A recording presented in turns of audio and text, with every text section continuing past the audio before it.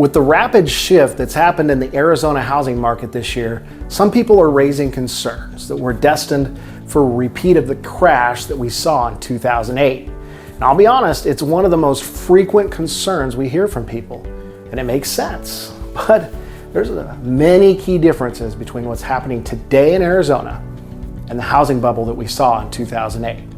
So here is a look at 3 reasons why there shouldn't be a wave of foreclosures flooding the Arizona market.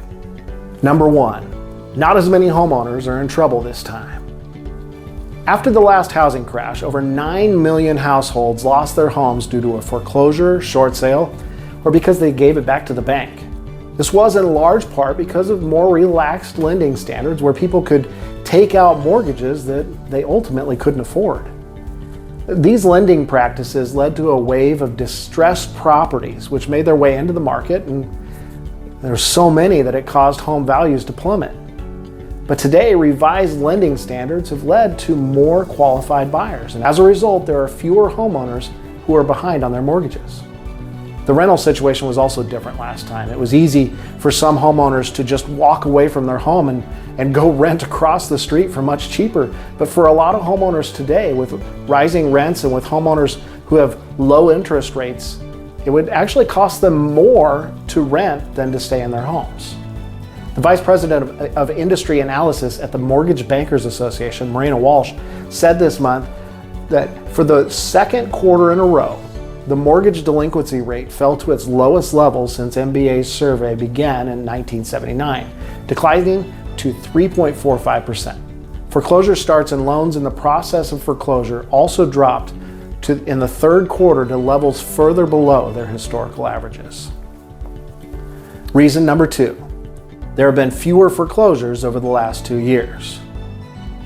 Now, you may have seen some recent stories in the news about the number of foreclosures rising today, but context is important. During the pandemic, many homeowners were able to pause their mortgage payments using a forbearance program. So this forbearance program gave homeowners facing difficulties extra time to get their finances in order and, in many cases, work out a plan with their lender. And with that forbearance program, there were a lot of people who were concerned that it would result in a wave of foreclosures coming to the market. But now, a full 2 years into the pandemic, that fear hasn't materialized. Data from the New York Fed shows there are still fewer foreclosures happening today than before the pandemic. But foreclosures have gone up year over year, but only because foreclosures were paused.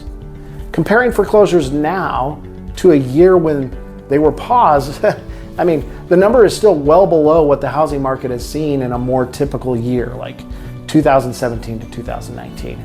And most importantly, the number that we're seeing now is still far below the number we saw during the market crash, which is referenced in this graph with the red bars. That's the market crash.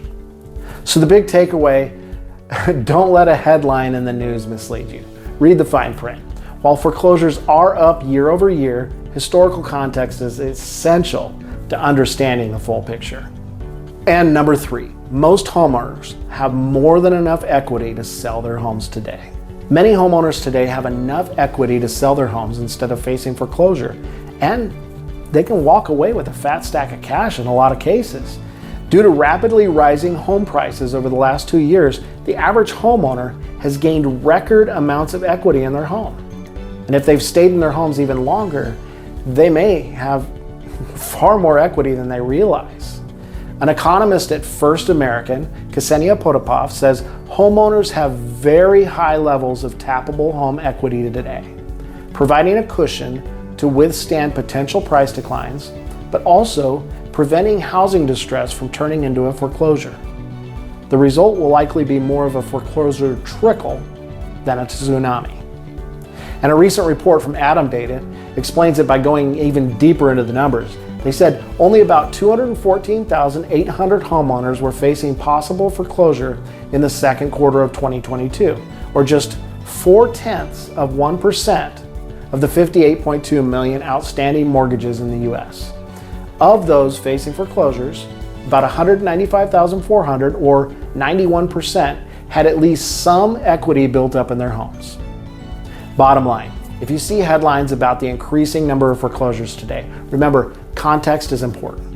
While it's true the number of foreclosures is higher now than it was last year, foreclosures are still well below pre-pandemic years. If you have any questions, let's connect.